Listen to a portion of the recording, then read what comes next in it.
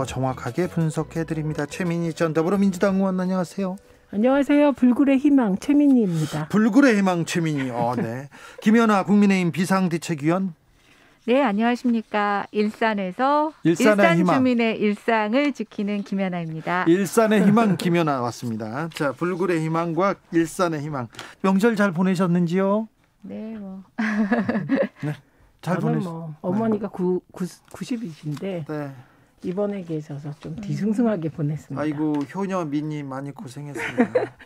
네, 잘 건강하시길 기도하겠습니다. 자, 김연아 위원께서는 명절 어떻게 보내셨어요? 네, 뭐 저는 지역에서 이제 조금 시장에 저희 재래시장이 있어서 재래시장 다녔었는데 좀 쓸쓸하더라고요. 네. 그리고 이제 어차피 잘 밥도 못 해 먹지만 지역의 상권 살리겠다고 그 지역 식당에 좀 다니면서 네. 예, 열심히 밥을 외식을 했습니다. 그렇죠. 정치인들은 또 시장도 가보고 지역 구민들 좀 챙기고 가봐야죠. 그렇죠. 네. 그래서 정치인들이 이 명절 되면 시장 가고 뭐 오뎅 사 먹고 그런 거 네. 사실은 주말이면 다 하십니다. 평소에도. 평소에도. 그런데 네. 달라진 거는 네. 명절이나 행사가 있거나 선거가 있을 땐 언론이 따라 붙고 안 붙고의 차이 같아요. 그렇죠. 그래서 어묵 먹는 것도 항상 먹는다 이렇게 할게요. 네, 네. 진짜 항상 먹습니다. 알았어. 오뎅 안 먹고 어묵 먹습니다. 또 안 오면 네? 그 서운해하시더라고요. 그러니까 네, 명절 때 안 오면. 네. 네, 맞아요. 그렇죠. 안 보이면 지역 구민들이 서운해. 네. 또 변했다고 얘기하니까 맞아요, 그렇게 또 다 가죠. 자, 다시 4월 재보궐선거로 관심이 돌아옵니다. 50일밖에 안 남았거든요. 50일밖에. 그런데 제3지대 단일화는 잘 돼가고 있나요? 삐걱대는 건가요? 오늘 금태섭 안철수 주 후보 간의 단일화 토론 무산됐습니다. 이거 어떻게 봐야 됩니까? 최민희 의원님. 우선 안철수 후보가 토론 트라우마에서 빨리 벗어나셔야 돼요. 그리고 이 사태의 유불리를 따진다면 아무리 권은희 의원이 나서서 안철수 후보를 옹호해도 이게 안 통할 것 같습니다. 왜냐하면 2017년 대선에서 국민들의 머릿속에 너무 각인된 두 단어가 있거든요. MB 아바따입니까 이거요? 또 하나 그만 좀 괴롭히십시오. 그러니까 이게 괴롭히십시오가 아니라 괴롭히십시오였거든요. 예. 그래서 이 두 개의 그 추억이 국민들 머릿속에 너무 많기 때문에 저희가 계속 조언 아닌 조언을 드렸던 게 이 토론회를 가지고 안철수 후보 쪽에서 이런저런 이제 잡음이 나오면 이건 정말 금태섭 의원 도와주는 길이다. 네. 네, 그런 얘기를 드렸는데 지금 그 일이 벌어지는 것 같습니다. 그냥 당당하게 그냥 토론회에 임하면 될 텐데 좀 잘 안 되나 봐요, 김연아 의원님. 이게 이제 1등의 자세 아닐까요? 그렇죠. 네. 많이 차이 나니까 네. 부자지 않습니까? 그러니까 원래 이제 그 지지율이 높으면 사실은 더 좋아질 것보다는 점수를 까먹을 게 많고. 네, 굳이 네. 네, 그다음에 또 이제 금태섭 의원이 워낙 또 말씀 잘하시잖아요. 예, 상대적으로 안철수 대표의 경우에 있어서는 이제 금태섭 의원하고 전 의원하고 토론을 했을 경우에 본인한테 플러스보다는 마이너스가 더 많다고 보시는 것 같고, 저는 두 분이 토론회 처음에 하시겠다고 극적인 장면을 좀 연출해 보이실 때부터 조금 의심했었습니다. 아, 그래요? 네, 그래서 쉽지 않을 것 같다. 그래서 이제 결국은 기사가 먼저 되고 나중에 이제 조금 이렇게 삐걱대는 모습을 보이는데, 뭐 어쨌든 기싸움이니까요. 예. 서로가 이런 식의 좀 기싸움하는 밀당이 앞으로도 계속 좀 있지 않을까 이런 생각을 해봅니다. 그런데 국민들 입장에서는 두 분이 조금 격이 없이 토론을 해주시면 정말 궁금했죠. 흥미로울 텐데. 네, 예. 궁금했어요. 저는 제일 궁금했던 게 그 안철수 후보가 바뀌었잖아요. 일단 외모가 바뀌었습니다. 그래서 오늘 권은희 의원 말에 따르면 시민들의 요구로 눈썹 문신을 했다. 시민들의 요구로요? 네, 그리고 시민들이 요청했다. 이런 요지 얘기를 했어요. 네.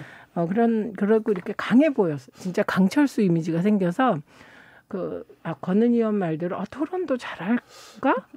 네. 이런 기대가 있었거든요. 그런데 이거는 약간의 밀당은 이렇게 드라마 보듯이 아슬아슬한데 이번 거는 그냥 일방적으로 금태섭 후보가 일방적으로 스트레이트를 계속 퍼붓고 있는 그런 형국이라 저는 가능하면 이런 종류의 밀당은 빨리 멈추시고 그냥 토론을 하시면 될 것 같습니다. 선거공학적으로 안철수 대표한테 크게 크게 도움이 유리하지 되지 않은데 않죠. 안철수 대표가 저는 토론을 못할 거라고 생각하지 않아요. 그동안의 경험들이 많이 있잖아요. 그동안에 그 노하우가 좀 생기지 않았을까 이렇게 기대하는 사람들도 많는데. 왜냐하면 이게 토론이라는 것도 사실 연습하면 되는 거고. 아니 그렇죠. 네, 그리고 발음이라는 것도 2017년부터 지금 4년이 지났잖아요. 그래서 그 대한민국에서 가장 발음이 정확하다는 분이 계십니다. 그게 한비아 씨예요. 발음이 정확하다. 그런데 그분 이제 이렇게 쓴 거 읽어보면 밤마다 책을 소리내어 읽었다는 거거든요. 그래서 그런 노력을 안철수 후보도 했으리라고 생각하기 때문에 제가 마지막으로 기대하는 것은 지금 보이는 이 밀당이 정말 극적 효과를 높이기 위한 안철수의 토론이 달라졌다. 이런 것이 아닐까도 기대해 봅니다. 그럴까요? 아니, 그러니까 저는 그 외모도 좀 바뀌시고 메시지도 좀 바뀌었어요. 네, 많이 바뀌었습니다. 네, 그래서 본인도 열심히 노력하셔서 실력을 향상하셨는데 국민들이 외모도 바뀌고 이런 걸 갖고 국민들의 눈높이가 다시 이만큼 높아진 거예요. 그래서 이제 아까 말씀하신 것처럼 본인이 열심히 준비하셨는데 소개를 짠 하려고 하다 보니까 국민의 높이가 너무 높아진 것 같아서 지금 조금 거기에 대해서 더 준비를 하시려고 뜸을 들이는 게 아니신가, 전 그런 생각이 들고. 일단 그 안철수 대표가 TV 토론에 나와서 무슨 얘기를 할지 관심은 지금 집중됩니다. 그럼요. 지금 일단 지지도가 야권에서는 제일 높게 나오고 계시고요. 네. 또 이제 변한 외모만큼 얼마나 메시지가 달라졌나, 또 서울 시민들이 원하는 메시지가 나올까, 이런 저는 기대감이 있다고 보고 네, 있고. 기대감이 커요. 있어요. 네, 그래서 아마 국민들은 되게 토론을 하실 걸 기대하는 것 같아요. 네, 네. 뭐 극적 효과를 만들 수도 있겠네요. 하하, 또 그런 수가 있구나. 오늘 저 안철수, 금태섭 두 후보는 TV 토론 안 합니다. 그런데 더불어민주당의 서울시장 예비 후보 박영선, 우상호 후보가 TV 토론에 나선다면서요? 네. 오늘 저는 이 박영선, 우상호 두 분은 옛날부터 두 분 다 대변인 출신이고 말 잘해요. 예, 말 잘하시고 토론 잘하시는 분들이거든요. 네. 그렇기 때문에 되게 기대됩니다. 사안을 놓고 토론할 때 어떻게 할지. 근데 오히려 그렇기 때문에 태도가 더 중요한 토론이 될 수도 있겠구나. 그런 생각을 해보고요. 네. 그리고 또 하나는 이제 친문 경쟁을 하겠죠. 근데 그 친문 경쟁이 날 것이라면 저는 별로 도움이 될 것 같지 않습니다. 예. 네. 그러니까 예를 들면 정치라는 게 자꾸 흐르는 거고 연극 무대의 주연이 바뀌는 거기 때문에 친문 경쟁보다는 서울시의 비전을 놓고 토론하는 것이 여당 후보들에게는 더 유리하다. 이렇게 생각합니다. 김연아 의원님, 그 여당의 후보들 간의 경쟁 어떻게 보고 계신지요? 일단 뭐 여당의 후보가 야당처럼 많다면 사실은 좀 다른 그 재미나 볼거리가 있을 것 같은데 이게 이제 달랑 두 분이잖아요. 둘입니다. 네, 그래서 뭐 한 번 정도는 재밌게 볼 것 같은데 이제 횟수가 여러 번 지나가게 되면 글쎄 그렇게 흥행몰이가 될까? 지금 저희도 사실은 특정 두 후보에만 좀 관심이 몰려 있고 다른 후보들은 좀 관심이 없다고 하는데 어쨌든 상대방 후보하고 이제 번갈아 가면서 토론을 하면서 이제 조금 이렇게 국민들에게 관심을 모아가는 과정이 있다면 저는 이 두 분의 토론은 한 번 정도 주목을 받을 거라고 생각이 되고요. 네. 저도 최민희 의원님하고 똑같은 생각이 드는데 막 여기서 친문 경쟁이라든가 서로 네거티브를 하면 정말 오히려 더 마이너스일 것 같고요. 오히려 좀 그 서울 시민에게 뭔가 좀 희망과 대안을 보여줄 수 있는 좀 그런 대안 제시 토론회가 됐으면 좋겠다는 생각이 들고 저는 또 좀 마지막으로 박영선 후보자가 여성이기도 하시고 또 서울시장을 이번 또 재수신가요? 삼수신가요? 전에도 한번 하셨었죠. 재수. 예. 근데 이제 박원순 시장이 사실은 이제 뭐 불행한 선택을 하게 된 그 이 서울시 재보궐선거의 원인 제공에 있어서 여성 후보자로서 좀 진정 어린 사과와 그 피해자에 대한 위로가 이번 토론회에서도 좀 한 번 더 강조됐으면 좋겠다. 그게 오히려 뭐 지지자들 내부에서는 반감을 갖거나 별로 호응을 못 얻을지 몰라도 저는 그게 서울 시민들, 그 토론을 보는 서울 시민들에게 있어서는 큰 위로가 될 것 같다는 생각이 듭니다. 자, 안철수 대표한테 견제구를 세게 한번 던졌어요. 김종인 비대위원장이. 어떤 생각이실까요? 김연아 의원님. 뭐 견제구를 한두 번 던지신 게 아니라서 계속 던지고 있습니다. 저는 근데 뭐 효과적으로 발을 묶어놓고 있다고도 보입니다. 근데 조금 견제구의 강도가 좀 약해지시지 않으셨나요? 저는 약간 순화되는 것 같다는 느낌이 드는데요. 그런가요? 네. 김종인 비대위원장은 또 재밌는 해프닝이 하나 있었습니다. 저기 본인이 당대표로 추대됐으면 좋겠다는 글에 좋아요를 눌렀다가 취소했나요? 좋아요를 눌렀는지까지는 저는 확인 못했고요. 네. 제가 이제 김종인 위원장님 팔로워거든요, 페이스북. 네. 그런데 갑자기 어떤 게시물을 공유했다고 알림이 뜨는 거예요. 네. 근데 이런 거 정말 안 하시는데 휴일날 하셨다고 해서 저 얼른 들어가 봤어요. 예. 그래서 이제 이 글을 봤는데 저는 앞부분만 읽고 뒷부분을 읽질 않았거든요. 이게 굉장히 긴 문장이었어요. 근데 이제 그 나중에 기사가 되면서 계속 뭐 당에 계시려고 하는 그런 있으면 좋겠다라는 얘기가 뒤에 있었고 네. 그게 좋아요 눌렀다고 얘기를 하는데 예. 일단 뭐 오늘 공개적인 그 백플 석상에서 본인이 실수하신 거다 얘기를 했고요. 예. 제가 뭐 봐도 읽어보셨을 것 같지 않아요? 문장이 너무 길었어요. 김연아 의원님, 김종인 비대위원장이 정치력을 보여주고 있다. 그래서 네. 그 당에 좀 있어서 중요한 역할을 오래 해야 된다. 이렇게 생각하는 사람 당내에 많지 않나요? 글쎄 뭐 제가 원내에 있지를 않아서 정확하게 그 비율을 말씀드릴 수는 없는데요. 네. 이건 분명히 있습니다. 그러니까 김종인 위원장님이 오셔서 충분히 당이 아직 변화되지 못했다. 네. 네, 근데 이제 변화를 이끌 만한 당내 어떤 그런 주자가 있느냐라고 했을 때 그것에 있어서는 김종인 위원장님이 좀 굉장히 경쟁력이 있다 이렇게 평가하는 의견들은 많이 있고요. 네. 근데 뭐 본인이 계속 4월 7일 날 선거 끝나면 가신다고 막 그러셔가지고. 자, 김종인의 국민의힘 어떻게 보십니까, 최민희 의원님? 저는 김종인 비대위원장이 4월 재보궐선거의 결과가 좋으면 네. 그냥 당대표 되실 거라고 생각합니다. 네. 네, 그리고 그때는 추대되실 거라고 생각합니다. 예. 그리고 그 페이스북 공유했다가 좋아요 눌렸다가 취소하신 거는 귀여운 모습이라고 생각합니다. 네. 82세 어르신도 네.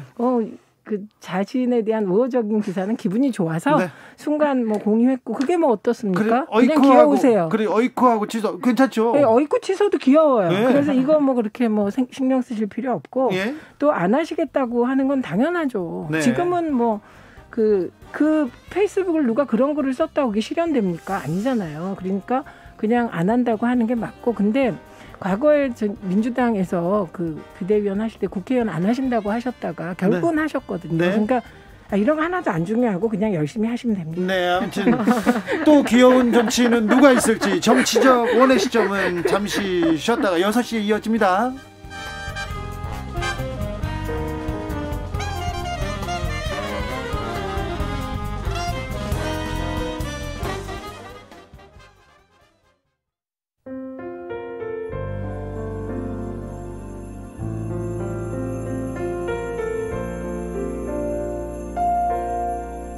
KBS 라디오 연중기획 희망충전 대한민국 417번째 이야기. 안녕하세요. 아나운서 이현주입니다. 한창 밖에서 뛰어노는 게 좋은 나이 9살 다현이는 놀이터보다 병원이 더 익숙합니다. 생후 100일부터 림프관 확장증을 비롯한 여러 희귀성 난치병이 겹치면서 병원에서 많은 생활을 보냈기 때문입니다. 최근에는 머리에 종양이 생겨 입원을 해야 하는데요. 다현이 부모님은 힘든 검사를 받으면서도 보채지 않고 꾹 참아내는 다현이가 너무 안쓰럽고 마음이 아픕니다. 다현이가 짊어진 삶의 무게를 덜어주고 싶은 엄마 아빠는 매일 두 손 모아 기도하고 있습니다. 꽃샘추위 속에서도 꽃망울을 터뜨리는 봄꽃처럼 다현이 역시 지금의 시련을 이기고 따스한 봄을 맞이할 수 있길 바랍니다. 코로나19 여파로 사례자와 취재팀의 안전을 위해 사연으로 대신 전달합니다. 여러분의 따뜻한 손길이 희망의 빛이 됩니다. ARS 060-700-1580 060-700-1580 한 통화 3,000원으로 희망을 선물해주세요. KBS 라디오 연중기획 희망충전 대한민국은 초록우산 어린이재단, 인탑스 주식회사 그리고 청취자 여러분과 함께합니다. ARS 060-700-1580 한 통화 3,000원입니다.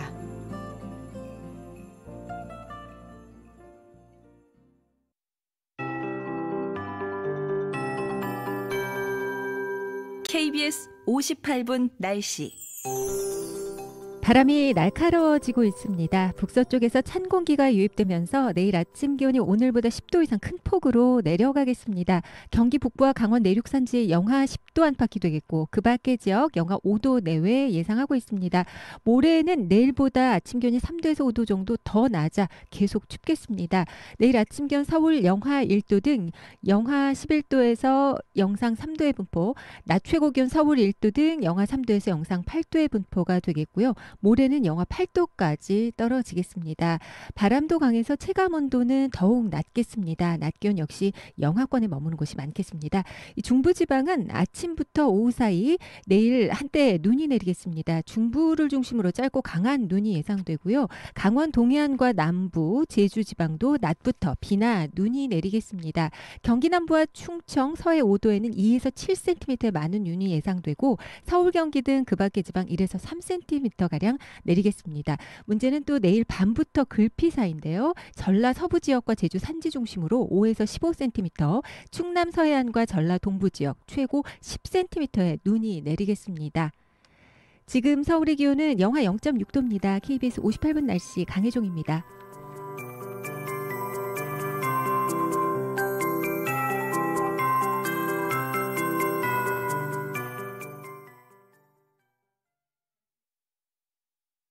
정성을 다하는 국민의 방송 KBS가 6시를 알려드립니다. AM 711kHz, FM 97.3MHz, KBS 1라디오입니다. HLKA.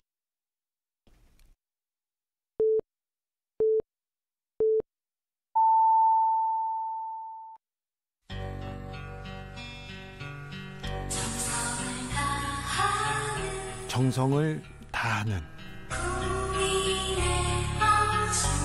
국민의 방송 KBS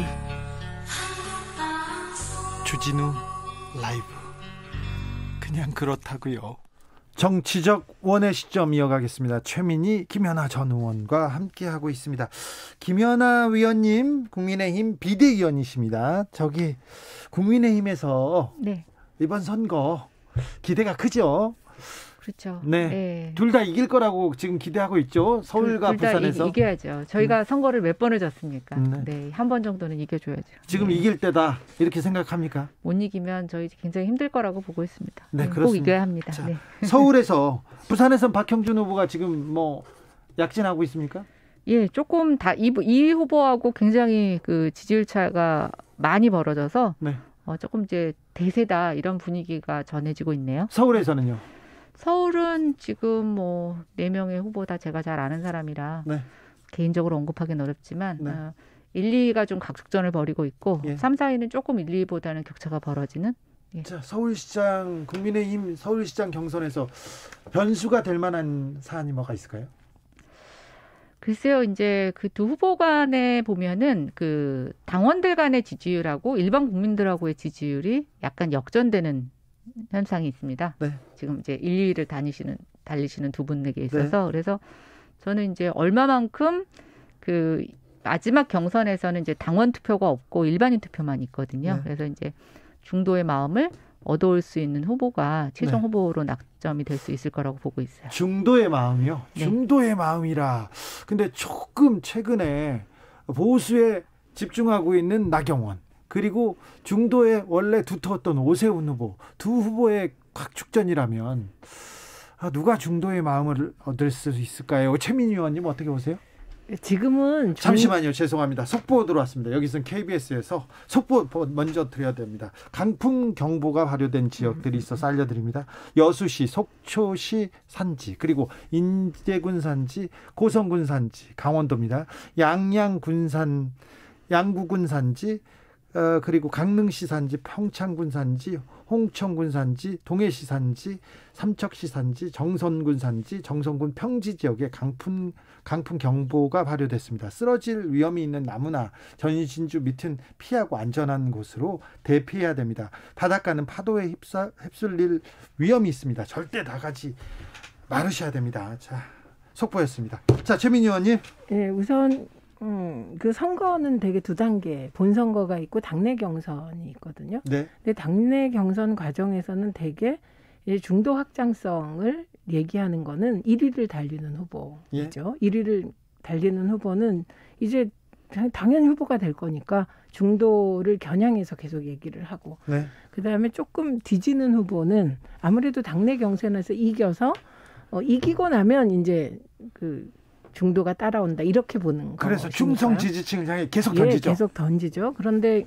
국민의힘도 마찬가지입니다. 국민의힘에서 가장 활성화돼 있는 능동적인 지지자가 역시 아무래도 태극기 세력이거나 혹은 가까운 분들이니까 경선 과정에서 그게 100% 국민 여론조사라고 해도 전화가 왔을 때 받아주는 사람들은 그분들이기 때문에 네. 일단 전략상으로 보면 나경원 후보가 영리한 전략을 쓰는 거고, 예. 오세훈 후보는 좀 늘 여유 있게 대응을 하시는 그런 네. 느낌입니다. 그래서 이건 중도라는 건 경선 과정에서는 크게 의미가 없다고 생각하고, 결국 중도 문제는 그 당이 얼마나 중도 포섭적인가, 이게 중요하지 않을까 싶습니다. 중도 문제에 대해서는 김정인 비대위원장이 조금 그쵸? 중도를 진영을 위해서 좀 잘 던지고 있잖아요. 그렇죠. 그래서 지금 국민의힘을 보면 오히려 오세훈 후보는 김종인 위원장이 중도 포섭 전략을 잘하고 계시기 때문에 네. 별로 존재가 안 보이고, 아하. 지금 그 김종인 위원장과 나경원 후보가 역할 분담처럼 그렇게 가고 있는 거예요. 그렇습니다. 그렇기도 하겠네요. 네. 그런 식으로 보이기도 합니다. 자, 정치적 원의 시점 이어가겠습니다. 지금 여당에서 오늘 민주당 대표가 메시지를 탁 세게 던졌습니다. MB 국정원의 불법 사찰, 이거 큰 문제다. 사실관계 밝혀야 된다. 중대 범죄다. 이렇게 강력하게 말하기도 했습니다. 그랬더니 국민의힘에서는 이거 선거용 아니냐고 계속 여권 차원의 선거 개입이다 반발하고 있는데요. 어떻게 보십니까? 민간 이 사찰 의혹, 김연아 의원님? 뭐 사찰을 했다면 나쁜 거죠. 네. 네, 저는 뭐 그거는 정권에 따라서 그 잘못이 뭐 누구에게는 허용되고 그것은 아니다라고 생각하지는 않습니다. 네. 근데 이번에 이제 문재인 정권에서도 환경부 블랙리스트 얘기 나오면서 또 그런 얘기가 있었고, 그랬기 때문에 초기에 문재인 정부에서는 사찰 DNA가 없다 뭐 이런 얘기가 국민들에게 큰 호응을 받았던 이유인 것 같은데요. 뭐 저는 불법 사찰에 대해서는 정권의 어떤 차별 없이 뭐 진실이 밝혀져야 된다는 생각을 합니다. 근데 갑자기 이게 지금 왜 나왔을까? 갑자기 노래 한 구절이 생각이 났어요. 지금 여기서 네가 왜 나와? 예, 뭐 그런 노래가 생각이 나면서 이게 이제 이렇게 좀 기사를 살펴보니까 국회 정보위에서 먼저 얘기가 됐는데 국정원에서 뭔가 어떤 소스를 준 거지 않습니까? 국정원에서 보고를 하니까 국회 정보위에 보고를 하니까, 아니면 국회의원이 국정원에다 뭘 보고하라고 물어봤으니까. 네네. 왜 지금일까? 정권 초기에 이게 무슨 뭐 갑자기 생긴 일도 아니고 과거에 있었던 일인데 예. 뭐 문재인 정부 처음에 적폐청산할 때 그때 다 꺼내시던가.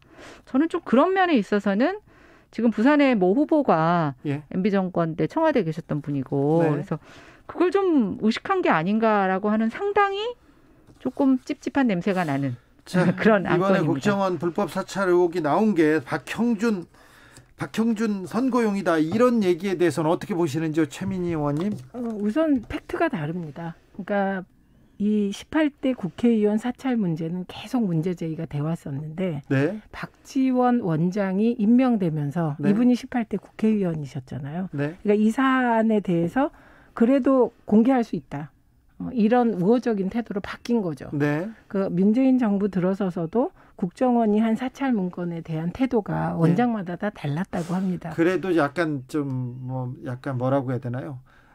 밝히겠다는 얘기를 했었어도 뭐 밝힌 적은 없었어요. 네. 그런데 이번에는 정보위에서 여당 의원들이 계속 요구를 하니까 이게 불거진 겁니다. 네. 그런데 그러면 이게 선거용으로 시작됐냐? 그건 아니죠. 그런데 지금 야당이 선거용이라고 몰아붙일 수는 있다고 생각합니다. 시기가 그러니까. 네. 그런데 그것과 달리 저는 이렇게 생각해요. 오히려 국민의힘이 이 사안이 나왔을 때 이게 MB 때 얘기거든요. 네. 근데 MB 때는 이 국회의원만 사찰했다는 게 아니라 이미 네. 밝혀진 걸로 댓글 공작 사실로 밝혀졌습니다. 그건 뭐 원세훈 국정원장 뭐 등등 밝혀졌고, 그때 민간인 사찰도 많이 다 나왔어요. 했고, 그게 다 밝혀졌고 법원에 의해서 사실로 확정됐기 때문에 오히려 국민의힘이 만약에 여당이 이걸 들고 나왔을 때 그거 다 밝혀라. 좋다. 그리고 MB에 대해서는 사실 지금 경제 부패 비리 사범으로 구속되어 있기 때문에 네. 이 부분에 대해서 좀 더 적극적으로 나갔다면 오히려 만약에 여당이 만에 하나 선거용으로 뭐 어떻게 할 생각이 있었다고 하더라도 여당이 더 머쓱해졌을 거다. 그래서 이런 사안에 대해서 저는 조금 더 분명하게 입장을 밝히시는 게 사찰 안 된다. 18대 국회의원 사찰했다면 증거 내놔라. 그렇게 네. 하시는 게 더 국민의힘이 국민들이 볼 땐 점수 따는 거고 그리고 박형준 후보가 뭐 이분이 뭐 이걸 기획했겠습니까? 이분이 했겠습니까? 그러니까 네. 이 후보는 이미지가 또 박형준 후보 이미지가 뭐 사찰 이런 것과는 거리가 먼 리버럴한 이미지거든요. 네네. 그렇기 때문에 여당이 만약에 박형준 후보를 겨냥했다면 저는 누군가 그런 생각을 했다면 그거는 별로 좋은 전략이 아니에요. 네. 박형준 후보하고는 안 어울려요. 이런 게. 그런데 김연아 위원 같으면 분명히 이거 민간인 사찰 뿌리 뽑아야 된다 이렇게 세게 얘기했을 텐데 그런데 박형준 후보도 그렇고 나경원 후보도 그렇고 친이계 사람들로 이렇게 좀 약간 그렇게 보여지는 측면도 좀 있잖아요. 그러니까 우리가 지금 문재인 정부가 독특한 게 뭐냐면 이쯤 되면 대통령과의 차별화가 막 벌어지는 때예요. MB 때도 그랬고. 정권 말기니까요. 네, 그런데 그게 없어요. 오히려 지금 뭐 그 과거 문제가 나오지 문재인 정부에 대해서 민주당에서 문재인 대통령과 차별화하겠다는 게 하나도 안 나오거든요. 탈당 얘기도 안 나옵니다. 네, 저는 이미 MB 친이계는 친박보다 더 과거잖아요. 예. 네, 민주당으로 치면 친노도 아니고 동교동계쯤 되는 거거든요. 네. 네. 그래서 지금 나경원 의원이 뭐 친이계다, 박형준 의원 친이계다 의미가 하나도 없다 저는. 네. 네, 그렇게 봅니다. 당에서도 그냥 별로 관심이 없는 것 같은데요. 저희는 하도 이런 식의 과거를 파헤치는 문제에 이제 좀 지쳤고요. 네. 뭐 정말 선거를 의식한 게 아니라면 네. 저는 굳이 왜 이 시점이냐. 지금 코로나도 정신없고 저희 백신 접종하는 문제 뭐 또 지금 두 지역의 재보궐선거부터 시작해서 너무나 많은 정치 일정이 있는데 그거 오히려 끝나고 하셨으면 좋겠다라는 생각을 하고 있고요. 예. 그다음 또 그렇습니다. 저는 이번에 이제 블랙리스트 환경부 블랙리스트 그 사건을 보면서 네. 정말 문재인 정부가 과거 정권이 하던 것들을 답습하는 일은 정말 하면 안 된다. 네. 그리고 이제는 아무리 그게 관행이라고 하는 일부의 면피 조건이 붙어진다고 하더라도 국민들이 허용하지 않을 것이다. 예, 예. 그래서 저는 이제 이런 얘기가 드러날 때마다 이런 좀 잣대를 갖고 본인들에 대한 지금 잘못 이런 것들을 좀 같이 봐준다면 좋겠다라는 생각을 합니다. 9909님께서 8년 동안 학생부장 하던 선생님이셨어요. 학생부장 교사였습니다. 사고 예상되는 학생들 뒷조사하고 블랙리스트 만들면 어떨까 하는 생각했나 봐요. 어떨까 싶었는데 하지 않았습니다. 왜냐면요. 인권 침해이고 범죄라고 생각까지 들더군요. 국정원 사찰 문제 쉽게 볼 문제 아니고 꼼꼼히 확인해야 합니다.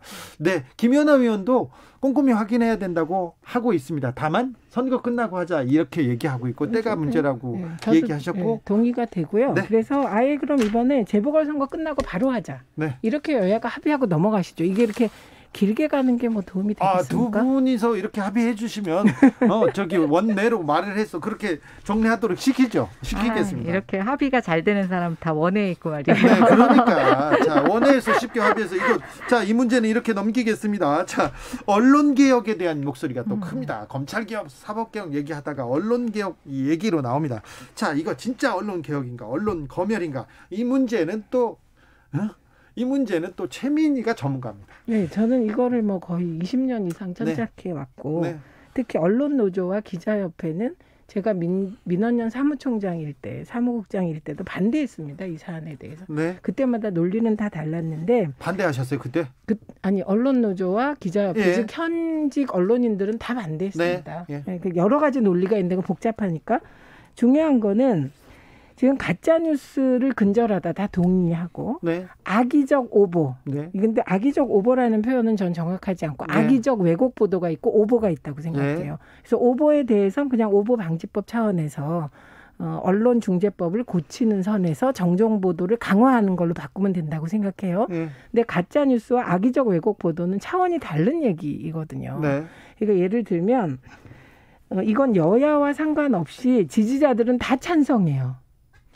이 부분은. 네. 그래서 대구에서도 찬반이 그냥 1% 내로 엇갈리는 그런. 그렇죠. 그러니까 국민들은 지지해요. 다. 네, 언론 개혁해야 된다. 국민들은 다 공감합니다. 거기까지는. 네, 왜냐하면 그 야당 지지자들은 방송이나 이쪽이 너무 그 야당만 비판한다고 보고 있고, 여당 지지자들은 보수 언론이 네. 너무 여당만 흔들고 야당 편을 든다 이렇게 보고 있기 때문에. 그런데 편드는 거 가지고 뭐라고 할 수는 없고, 가짜 뉴스는 정말 근거 없는 뉴스니까 그거에 맞게 처벌법을 만들어야 되고, 악의적 왜곡 보도에 대해서는 이게 악의적인가의 입증 책임이 문제인 거예요. 그렇죠. 그래서 입증 책임이 지금은, 그리고 도입하고자 하는 법은 피해자가 입증 책임을 줘야 되는, 입증을 해야 되는데 이게 너무 힘든 일이에요. 어렵죠. 예, 그래서 이 입증 책임을 다하기 전에 피해자가 죽는 경우도 있어요. 예를 들면 포르말린 통조림. 그 통조림에서 포르말린이 나왔다 그래서 통조림 회사들이 다 무너졌는데 나중에 네. 알고 보니 자연 발생된 거예요. 그렇지. 일부러 넣은 게 아니고. 인체에 유해하지도 않습니다. 유해하지도 않고. 그래서 그 중소기업 사장이 자살했잖아요. 그때. 네. 그래서 징벌적 손해배상제가 시작됐는데 이게 정파적으로 바뀌면서 논란이 되고 있어요. 예. 그래서 저는 여야가 악의적 왜곡 보도에 대해서 입증 책임을 어떻게 할 것인가만 합의하면 이 법은 논란의 대상이 아니라는 거예요. 정치적인 문제만 생각하시면 안 된다. 네. 이런 조언을 드리고 싶습니다. 김연아 의원님. 굉장히 그럴듯해요. 최민희 의원님 얘기하시는 게 필요해 보이고. 근데 저는 이제 이 부분에 있어서 우리가 악의적이다 또는 심리적으로 중대한 피해를 입힌다라고 하는 것이 사실은 법률적 다툼으로 가면은 굉장히 애매한 내용이에요. 네. 네. 그래서 이제 지금도 우리가 사법적 판단에 갈 때 이거하고 여러 가지 시간이 걸리고 이러는 이유가 이게 굉장히 규정하기가 어렵기 때문에 그렇거든요. 그리고 이제 지금 이게 사법적 판단이 너무 오래 걸리니까 사실은 그 전에 게재를 열람을 차단한다거나 이제 이런 식의 조치를 취하자는 거잖아요. 근데 그럼 그걸 누가 판단하느냐라고 보면은 아까도 이제 악의적 왜곡과 악의적 오보라고 얘기하셨는데 사실 이것도 피해자나 가해자가 일방적으로 거짓말을 하게 되고 그거를 규명해야 되는 사람들이 제대로 규명을 못해도 사실은 어떤 때는 왜곡도 있고 오보도 있고 아닌 경우도 있는데 저는 이제 이렇게 하게 되면 사실은 언론이 어떤 것들을 이제 폭로하거나 또 이게 지금 가짜 뉴스만 하는 게 아니라 이제 개인들 간에서도 있을 수 있는 거라고 보여지는데 그런 것들 속에서 이게 제대로 될까라는 생각이 들고 지금 이제 이걸 판단해야 되는 방송통신심의위원회나 언론중재위원회 같은 경우에서 얼마나 객관적이고 중립적이냐라는 논란이 있을 수 있을 것 같습니다. 그래서 되게 필요하지만 신중해야 된다. 그리고 이것을 판단하는 주체에 대한 정말 중립적이고 편파적이지 않다라고 하는 것이 담보돼야 된다. 그렇지 않으면 이것은 정말 이걸 활용하는 사람들에게 있어서 또 힘을 가진 사람들이 굉장히 진짜 악의적으로 활용할 수 있는 그래서 언론의 재갈을 물릴 수도 있는 그런 장치가 될 거다 이렇게 생각합니다. 언론의 문제점, 언론 개혁을 반대하는 사람은 별로 없을 거예요. 네, 없어요. 그렇죠. 거의 없을 거예요. 그런데 이 문제는 좀 자세히 우리가 따져봐야 되는데 이거는 그냥 하긴 지금 말씀하신 그렇죠. 대로 징벌적 손해배상제의 판단 주체는 최종적으로 법원이에요. 네. 그리고 언론중재위원회도 사실은 위원장이 부장판사 이상이어야 돼요. 그러니까 언론중재위원회. 근데 방송통신심의위원회는 좀 다르죠. 여야가 같이 구성하거든요. 네. 그래서 이 징벌적 손해배상제는 따로 시간을 잡아서 하나하나 꼼꼼하게 다시 얘기해야 될 것 토론도 같습니다. 해야 되고 그리고 국회에서도 정치적인 분야를 저는 배제해도 된다고 생각해요. 그렇죠. 솔직히 말씀드리면. 그렇죠. 정치적인 분야는 빼자 그럼 이번에. 그래서 이게 그 기업에 대한 오보라든지 아니면 개인의 인권, 일반 그 부분만 해서라도 하자. 이렇게라도 해서 통과시켜야 되는 법이라고. 정치적인 합니다. 부분을 빼고 일반인들, 개인이 언론에 너무 당했어요. 우리 기업이 언론에 너무 당했어요. 이 문제부터 먼저 해결해놓고 가면 언론개혁으로 가는 첫걸음을 꿰기가 좀 쉬울 것 같은데 김연아 의원님 이 부분에 대해서 그러니까 저는 그래서 이거를 지금 과반수를 점하고 있는 민주당이 막 시한을 못 받고 밀어붙이겠다고 할 게 아니고요. 그런 내용과 범위에 대해서 서로 협의를 해서 우리 같이 가자 이렇게 얘기를 해야 된다고 생각합니다. 이것도 우리가 여기서 합의를 하자고요. 우리가 이게 하나씩 이렇게 만들어 가자고요. 자, 설날 끝나고 첫 번째 정치적 원의 시점이었습니다. 올 한 해 복 많이 받으시고요. 올해 우리가 원회에서 많이 합의를 이끌고 원내 일을 많이 시키자고요. 네. 오늘도 감사했습니다. 네, 감사합니다. 네, 고맙습니다. 최민희, 김연아 위원이었습니다. 감사합니다. 정치 피로, 사건 사고로 인한 피로, 고달픈 일상에서 오는 피로. 오늘 시사하셨습니까? 경험해보세요. 들은 날과 안 들은 날의 차이. 여러분의 피로를 날려줄 저녁 한 끼 시사. 추진우 라이브.